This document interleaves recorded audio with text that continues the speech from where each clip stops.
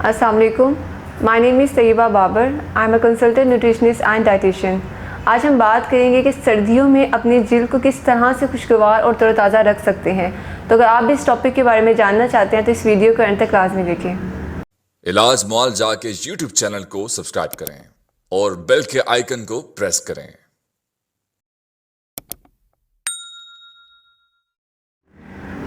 सेहत के बारे में अगर हम बात करें तो ऑब्वियसली इसमें हमारी जो डाइट है वो बहुत इंपॉर्टेंट रोल अदा करती है। लेकिन सर्दियाँ जिस तरह ये देखते हैं कि विंटर का सीज़न आता है तो उसमें अक्सर लोगों की यही शिकायत होती है कि हमारा जो चेहरा है उसका जो कलर है वो डल होता जा रहा है। आपकी जो ओरिजिनल आपकी रंगत होती है वो सर्दियाँ आने से वो या तो डल हो जाती है या उस तरह से नहीं रहती जिस तरह की आपकी स्किन ऑलरेडी क्लीन है। तो इसकी कौन सी ऐसी अहम वजह है और डाइटरी पॉइंट ऑफ व्यू से अगर हम देखें तो कौन से ऐसे फैक्टर्स हैं जिनके ऊपर अगर आप कंट्रोल करेंगे तो डेफिनेटली आप इसको ओवरकम कर सकते हैं। तो सबसे पहले अगर हम बात करें कि सर्दियों में हमें कौन सी ऐसी ग़िज़ा है जिसका इस्तेमाल करना चाहिए, तो हर वो फूड जिसके अंदर ओमेगा फैटी एसिड सबसे ज़्यादा हो। अगर हम ओमेगा फैटी एसिड की बात करें तो एक ऐसा आप कह रहे कि ग़िज़ाई जुज़ है जो कि हमारी बहुत सी खुराक की अगर मैं बात करूँ जिसमें हमारी पल्सेस आ जाती हैं, हमारे जो नट्स हैं सर्दियों में जितने भी मेवा जात आ जाते हैं जिसमें हमारा वॉलनट है, वॉलनट को अगर हम बात करें अखरोट कह लें, पिस्ता कह लें, जो हर वो फूड जो कि सर्दियों के ड्राई फ्रूट्स के साथ आता है वो बहुत हाई सोर्स होता है ओमेगा फैटी एसिड्स का। तो अगर आप उनकी कंजप्शन अच्छी रखेंगे तो आपकी जो स्किन के अंदर आप कह रहे कि जो एक डार्क पिगमेंट है जिसकी वजह से आपकी जो स्किन सर्दियों में रंगत ख़राब हो जाती है उसको एलिमिनेट कर देता है। मीन्स कि जो चांस है स्किन के रिफ्रेशनेस को जो कम करता है आपकी बॉडी में से वो बहुत हद तक मिनिमाइज़ हो जाएगा। और जब आप अच्छी खुराक लेंगे हर वो फूड जिसके अंदर ओमेगा फैटी एसिड ज़्यादा होगा तो डेफिनेटली आप देखेंगे कि आपकी जो स्किन है वो आपको खुद ही एक ग्लोइंग इफ़ेक्ट देगी।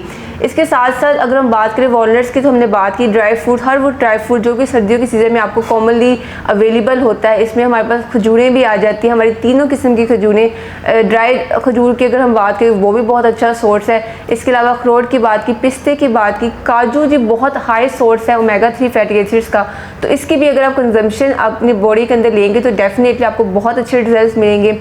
इसके अलावा अगर हम बात करें जो दूसरा बड़ा अहम रोल अदा करती हैं आपके ओमेगा फैटी एसिड्स में वो है आपकी चिया सीड्स। चिया सीड्स जिसे हम उर्दू में तुखमलंगा कहते हैं। और इसके साथ साथ जो अलसी के बीज होते हैं उनका इस्तेमाल आप अगर डाइट के अंदर करेंगे तो आप देखेंगे आपको बहुत अच्छे रिजल्ट्स मिलेंगे स्पेशली आपकी स्किन के लिहाज से।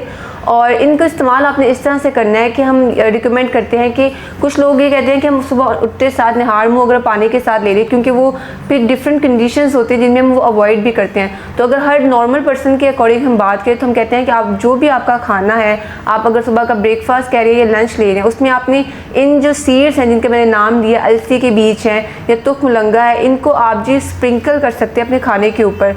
आप नॉर्मली अगर आप कह लें कि 2 to 3 हमारे पिंच अगर आप स्प्रिंकल कर लेंगे अपने सैलेड के ऊपर या जो भी आप खा रहे हैं तो ये बहुत अच्छी एक एडिक्वेट अमाउंट जो है वो आपकी बॉडी के अंदर चली जाएगी इसके अलावा अगर हम बात करें वाटर की तो वो दूसरा बड़ा एक एसेंशियल फैक्टर है जो कि सर्दियाँ जिस तरह ही सर्दियाँ आती है तो हमें वाटर इनटेक हमारा बहुत कम हो जाता है।